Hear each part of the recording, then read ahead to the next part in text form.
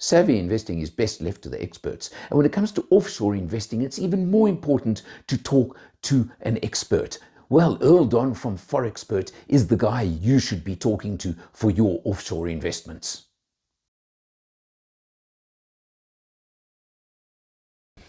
Hey, we're back again. And we're talking a car this time. Finally. Yeah, finally. One that I actually drive. Yeah, I haven't driven a new car in years. It's not that long. It's been years, Alan. Well, that's because It's because you keep me locked up in the basement and feed me nothing. Yeah, and you've been drooling all over to funny places. Getting thin. Look at that. Getting thin. I mean, I could getting say, thin. yeah, Excuse me. Yeah. Ford Territory.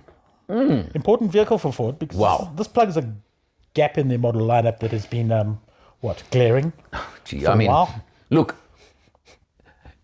it showed in their sales, in their overall sales figures, was the fact for a year or two they had Ranger and Everest, and that was it. Okay, Well, they had the Transit thing. But come on, no. I'm talking numbers. And EcoSport was still But around. EcoSport dropped off. About a year ago they were sort of on the sellout. So for the last 6 to 12 months, let's put it that way, they had two vehicles, almost one range, you can say, in a way. But look, which both do very well, considering. Fantastic vehicles. And are they good? If you only had two vehicles in your range, Yeah, those are two good ones. Yeah. But then again, Ford was always the company with a massive range, with a massive. Oh, sorry, we did leave out Mustang, by the way. Sorry, but I'm saying they always covered all segments of the market, and that was where they were crying out for something. They brought Puma the other day, which we both know. Very niche, very little, but kind of got to just take it where it is and take it where it's at. So you had that, but that is a niche little model. Let's get back to territory, right? So now we have territory. Now we have territory. Now couple of things. Yeah, couple of things. One, price. Keen, driven by the fact that the Chinese have come in and kicked ass and taken names in that segment. So that's number one. Yeah. Number two, it's big. It's properly big. It's one of the space in that vehicle. You and I, in our vehicle review, were debating, arguing, disagreeing on where it fits in. Okay, it's put it this way: it's one of the biggest in its segment, whatever segment you want to call it. It's bigger than the price point would rely. For a Ford, yes. There's one other one that I immediately named that to me is similar size. And in the same kind of money, being H6. Chinese, is the Haval H6. Right. So I'm just saying, for that kind of money from Ford, I would expect a much smaller car. No, but I'm getting a much bigger car, and it is quite big. Because it is built by Ford's Chinese partners. Yes. Now remember, like the majority of international motor companies, they've got Chinese partnerships. They've got factories in places other than South Africa. Yeah. Who would have thought? No, but I'm saying, Mercedes, VW, all of them have got, there's factories building cars in China and they're all joint ventures. Of course. No, but they're all JVs with the Chinese company, 50-50s, whatever they are, okay? Do it, Because, they're selling, 20 million cars a year in China or something, and the rest of the world sells like 30 million. For the rest, those are the kind of numbers we're talking. Yeah. So everyone went into these JVs. So Ford did with JMC. Okay, now there's a lot of, in fact, now the JMC name may be familiar. The JMC Buckies we were getting here up to a couple of years ago used a Ford engine that was basically a Ford engine. You know that? Okay. I do now. Yeah, right. So what they've done is there's obviously a lot of Ford technology being used in the Chinese factory, and a lot of the R&D is Ford based. So the question I have in my mind immediately when this thing arrived, not knowing it was a Chinese-made vehicle, right? So assuming that I didn't know that, but just assuming I didn't. The correct engine for that is a 2-liter diesel. Yes. So why don't Ford sell their engines here to China? I think it's just because they don't make enough of them, to be honest. Look, as far as I know, the numbers coming out of the Struendale plant in PE are frightening. Do you know how many engines that plant produces a year? But do you know how many engines the Chinese market needs? Well, yeah. So I think that's it. And so the other question is, why didn't they ship them without the engines and then just retool for the engines here? Well, obviously, it's going to add to the cost and the complexity, yada, yada, yada. So the bottom line is we're ending up with a 1.8 petrol turbo. But just which before is you go fine. there, there's nothing wrong with very limited diesel usage in the whole Chinese manufacturing scenario. That's exactly part and parcel of the... There's one that I know of, but let's not go there now. But the point being, they have concentrated on petrol. Correct. Okay. So that's why we're getting the petrol, not the diesel. But it's a pearl of an engine. Everybody wants to know.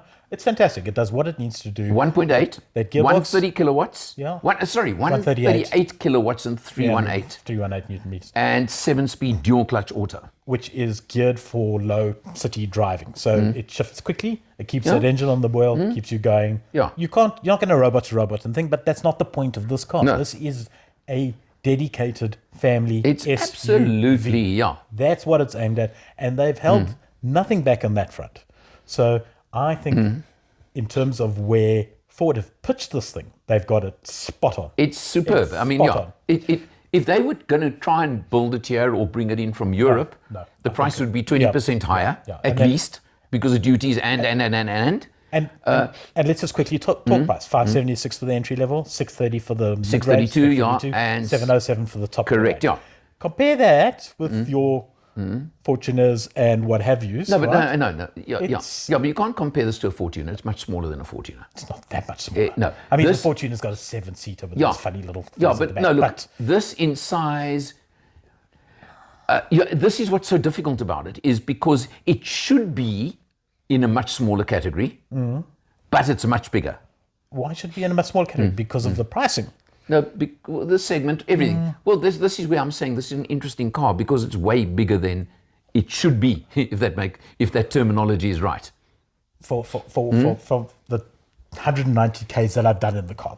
2 miserable little days you gave me for it. I think it's spot on. I really, if I were in a shootout between this and a Fortuner of equivalent spec, I'm not convinced I'm going to be buying the Fortuner. Okay, there are 2 reasons you go down the Fortuner road. Badge. No, not even the Toyota badge. No, that's one. Okay, so there are 3 reasons. 7-seater as opposed to 5. 7-seater. No, okay, no, wait. That 7-seater Fortuner would piss me off. There's the other thing. Yeah. Is off-road ability. Because the Fortuner, even the 4x2, is way... And this can do dirt roads, sure. It's a front-wheel drive. But it's a front-wheel drive, whereas a Fortuner rear-wheel... 4x2 is still a rear-wheel drive, got the more ground. That's why I say they're different categories. But you are talking a lot more. Family SUV that's going to be doing urban drives for 364 days of the year. Correct. Down to the coast once for the 365th and back from the coast. So 363 days in the urban environment, 362 days on the... You get my point. It's smooth, it's comfortable, it drives nicely, it's got way more than enough power than you need as an everyday car. You want to overtake, you want anything like that, no questions, there's no hesitation. And I don't want to say it's no frills because it's not no frills. There's a lot of toys in there. Well, it's not spec to the same level the Chinese are. Okay. But the toys that are in there are ones that you're going to use. But the titanium has everything. Is pretty much spec to the level of the other Chinese. Sure. And I was actually a touch disappointed they didn't give me the titanium, but anyway, they didn't. That's the point. Now, again, watch the full video because we debated something. We do. We differ on one thing. I feel... Only the one?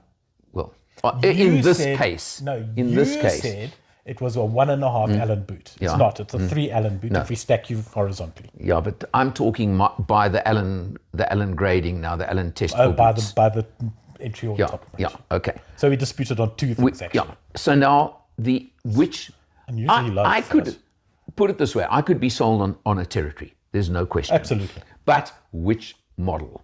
Ambiente, 570-odd thousand rand.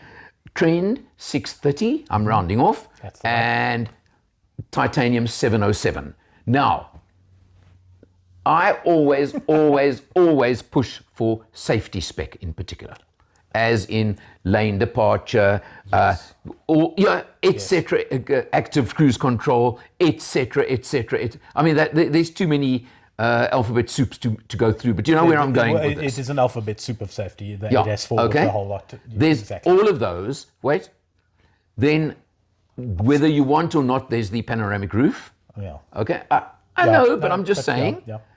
for your extra 70,000 Rand, you're getting all the extra safety, you're getting the panoramic roof, you're getting sort of stitched leather instead of whatever, you're getting electric adjustment On the seats. You're getting those things, Are which you getting heated seats, just out of interest? I would have to double check, but I think you do. Okay. But what I'm saying to you is, if you had to price Each of these those things, Yeah, it's more than 70 grand. 70 grand is like, hey, probably half what it's worth. On the safety thing, safety is a bit like insurance. It's a grudge purchase. Yeah. But when you need it, you'll pay 3 times what you would for it once you've needed it. Yeah. So, So it's one of those things. my 70 grand argument on this car if it's just- 70 grand just for safety, it's worth. Yeah, it's worth it already, and then you're getting the plusher leather, the electric, the panoramic roof, and Still one or need two to have other the toys. 70 you still need to have the 70 grand line Well, out to yes, but this is why I say, entry level. to me, you either go entry or titanium. Even though now you're talking 130,000 jump. Yeah. I would still say, sorry, Trend, you the middle child. You know what happens to middle child? You get ignored in the middle there. I'm interested to see which one's going to sell. It's a fascinating thing. I'm giving my opinion. Yeah, this is just my opinion. Yeah. His doesn't count, so it doesn't matter. My opinion is the middle one's going to outsell them all. It's going to be between the middle and the entry level. Well, it always is in any of these cars. Yeah. But the middle range gives you the powered tailgate. It gives you the cruise control. Yeah. It gives you the climate control. It gives you the decent digital dash, the big screen. and all Look, that. interestingly, on the launch, we only drove Trend really and enjoyed it. Titanium. We didn't drive Ambiente on the launch. Okay. So I don't know. Just where I'm coming from, what I'm saying. But as I said, I am pretty much sold on a territory. Let's put it that way. In every single sales prediction I've ever made, my track record is absolutely perfect. 100% wrong. So let's see. Why do I keep him around? Why? I may not have broken my winning record. In this. Why do I do this to myself? On that Shall we note, leave it there? see you next time. Hello, my name is Michael. I'm the owner of CHANGECARS and the host of the TV show All Things Motoring. I have one mission, and that is to make a difference to the motoring public. Making a difference how? Making sure that you have safe options, making sure that you have knowledge. In that regard, it is my absolute pleasure and privilege to work with Alan Rosenmeyer of MotorMatters.